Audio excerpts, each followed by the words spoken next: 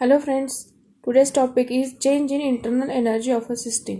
सिस्टमचे internal energy change होते त्याच्याशी रिलेटेड हा टॉपिक आहे. सो ह्या पॉईंटमध्ये आपण आधीच्या पॉईंटमध्ये in the previous discussion we have seen that internal energy of a system can be changed. It can be gain or release. म्हणजे ह्या टॉपिकमध्ये आपण बघितलेलं आहे की चेंज होतो म्हणजे गेन तरी होईल किंवा लॉस तरी होईल किंवा रिलीज तरी होणार आहे. कशामुळे होणार आहे? Due to the exchange with its environment. Environment इथे आपण सिस्टम बघितलं तर इकडे एन्व्हायरमेंट होतं सराउंडिंग, त्याच्याबरोबर एक्सचेंज झाल्यामुळं इथे इंटरनल एनर्जी आहे ती सिस्टीमची गेन तरी होईल किंवा रिलीज तरी होणार आहे. काहीतरी एक होणार आहे पण चेंज होणार. That is the important thing. Now we will try to understand how this transfer of energy between a system and environment is possible. आता ह्याच्यामध्ये आपण हे कसं पॉसिबल होतं आहे की हा जे चेंज होतो आहे, ट्रान्सफर होतो आहे, एनर्जीचा ट्रान्सफर होतो आहे, हा कसा काय होतो आहे हे आपण ह्या आर्टिकलमध्ये पाहणार आहोत. So for this consider the following experiment. 4.a मध्ये फिगरमध्ये दाखवलेला आहे. हा इथे आहे ही डायग्रॅम. ह्या डायग्रॅममध्ये काय सांगितलं ते बघा. हा एक्सपेरिमेंट आहे की change in the internal energy of a system which can be brought about bye hitting a system. हा आपला सिलेंडर आहे, त्याला इथे हा पिस्टन आहे आणि आपण इथं हीट करतो. हा बर्नर आहे त्यांना आपण हे इथं हीट करतो आहे. मग ही त्याची इनिशियल स्टेट आहे की ज्यावेळेस त्याचं टेम्परेचर, सिस्टीमचं टेम्परेचर किती आहे? 100 डिग्री सेंटीग्रेड आहे. हीट सप्लाय केल्यानंतर गॅस आहे तो काय झाला? हीट सप्लाय केली, गॅसने हीट ॲब्सॉर्ब केली आणि त्याचं जे टेम्परेचर आहे सिस्टीमचं किती झालं आहे? 200 डिग्री सेंटीग्रेड झालेलं आहे. राईट, जी की फायनल स्टेट आहे. मग त्यालाच रिलेटेड हा इथं पॉईंट आहे बघा. So consider the following experiment. Figure 4.8 shows a cylinder filled with some gas in it.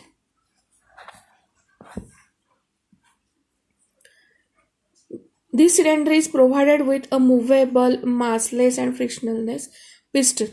कसा आहे पिस्टन? मुव्हेबल आहे, मासलेस आहे आणि फ्रिक्शनलेस पिस्टन आहे. At one end as shown in the figure. सिलेंडरच्या एका एंडला आहे तो पिस्टन, जसं आपल्या डायग्राममध्ये दिसतोय. The gas inside the cylinder is our system. आपल्या सिलेंडरच्या आतमध्ये जो गॅस आहे ती आपली सिस्टम झाली. And rest is the environment. राहिलेलं जे काय असेल अदर ते काय असणार आहे तर एन्व्हायरमेंट. म्हणजे सिलेंडरच्या आतमधला जो गॅस आहे ती म्हणजे सिस्टम झालं आणि बाकीचं सगळं एन्व्हायरमेंट झालं. Now let the temperature of the gas be TS म्हणजे temperature of the system and that of the environment is TE. एन्व्हायरमेंटचं असेल टेम्परेचर ते काय झालं? TE. Internal energy of the system can be change in 2 different ways or both. दोन पार्टमध्ये या दोन वेगवेगळ्या मार्गाने इंटरनल एनर्जी चेंज होणार आहे. त्यातला इथे फर्स्ट पॉईंट आहे सांगितलं आहे की the cylinder can be brought in contact with the source of the heat. जो सिलेंडर आहे तो आपण हीटच्या सोर्स जो आहे त्याच्या कॉन्टॅक्टमध्ये आणलेला आहे. की कसा सोर्स असेल हीटचा? तो बर्नर असू शकतो किंवा दुसरं काही असू शकतं. So as discussed previously the temperature difference between the source of heat and the system will cause a flow of energy. म्हणजे इथं काय होणार आहे की टेम्परेचर डिफरन्स कुणाच्यामध्ये आहे? सोर्स ऑफ हीट म्हणजे एन्व्हायरमेंट आणि सिस्टीम ह्याच्यामध्ये टेम्परेचरचा डिफरन्स आहे सिस्टीम आणि एन्व्हायरमेंटमध्ये. That causes the flow of the heat or flow of energy towards the gas in the cylinder. म्हणजे एनर्जीचा फ्लो कुठं होत आहे? गॅसकडे होत आहे. गॅस कुठं आहे? सिलेंडरमध्ये आहे. ठीक आहे. मग धिस इज बिकॉज असं का होतं आहे तर एन्व्हायरमेंटचं टेम्परेचर जे आहे ते सिस्टीमच्या टेम्परेचरपेक्षा ग्रेटर आहे. So this is because temperature of the environment is greater than temperature of the system. Thus there will be an increase in the internal energy of the gas. त्यामुळं म्हणजे ही जी कंडिशन आहे या कंडिशनमुळं काय होतं आहे की गॅसची जी इंटरनल एनर्जी आहे ती काय होते? इन्क्रीज होते आहे. Such a exchange of energy is possible in another way also. दुसऱ्या एका पद्धतीने सुद्धा एनर्जी एक्सचेंज होऊ शकते. So if the surrounding is at the temperature lower than the gas. काय सांगितलं इथे बघा. Surrounding is at the temperature lower than the gas म्हणजेच काय? सिस्टीमचं टेम्परेचर ग्रेटर आहे, एन्व्हायरमेंटचं टेम्परेचर कमी आहे. म्हणजेच गॅसचं टेम्परेचर कसं झालं? ग्रेटर आहे आणि एन्व्हायरमेंटचं कसं झालं, लेस आहे.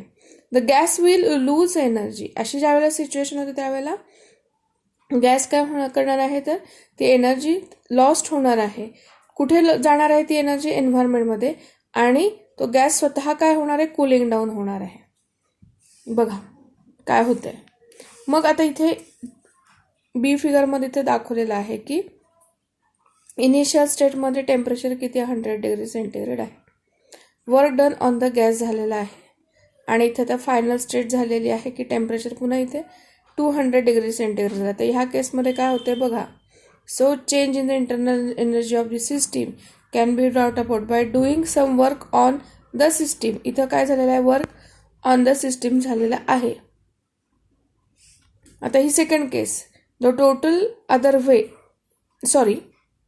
Other way to increase the internal energy of the gas is to quickly push the piston inside the cylinder.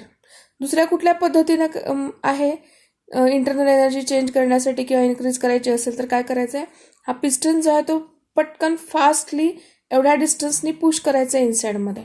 बघा इथे ते केलेलं आहे. त्यामुळे व्हॉल्यूम जे आहे ते डिक्रीज झालेलं आहे, कमी झालेलं आहे.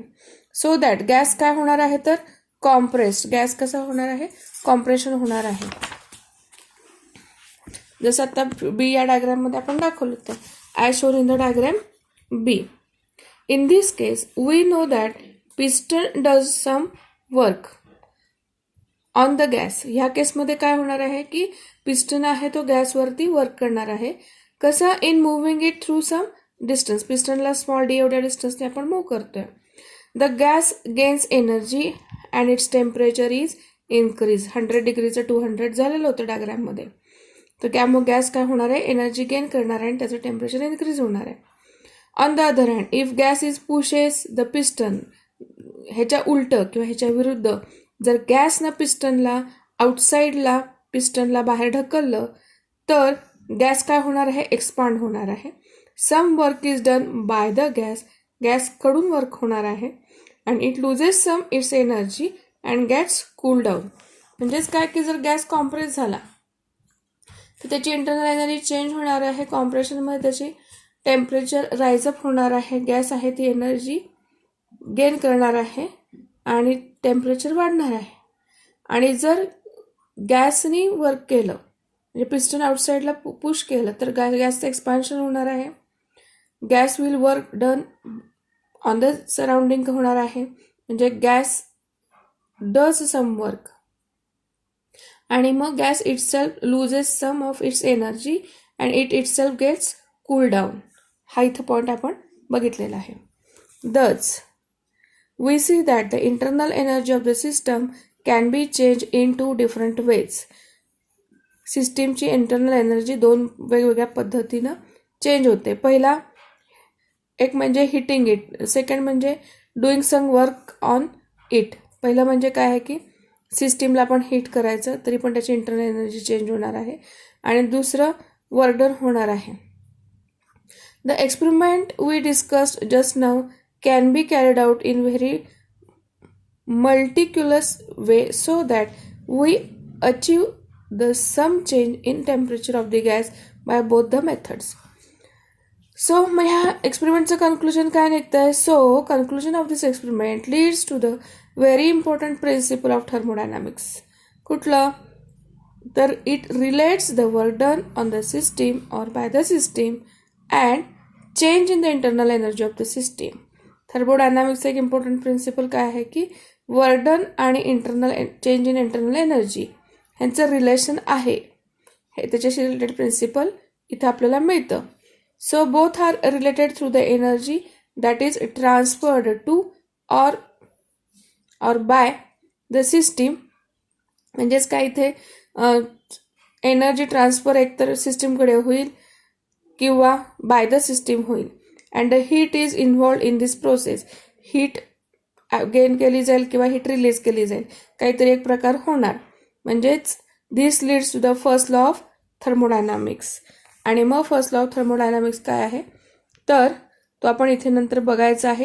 आणि ते एक स्टेटमेंट सांगितलेलं आहे की gives the mathematical relation between the heat and the work. मग त्याचं इथे एक्सप्लेनेशन आहे ते आपण या आर्टिकलमध्ये बघणार आहोत. तर इथे आपण आता कुठला पॉईंट पाहिला होता बघा बेसिकली, तर change in internal energy of the system.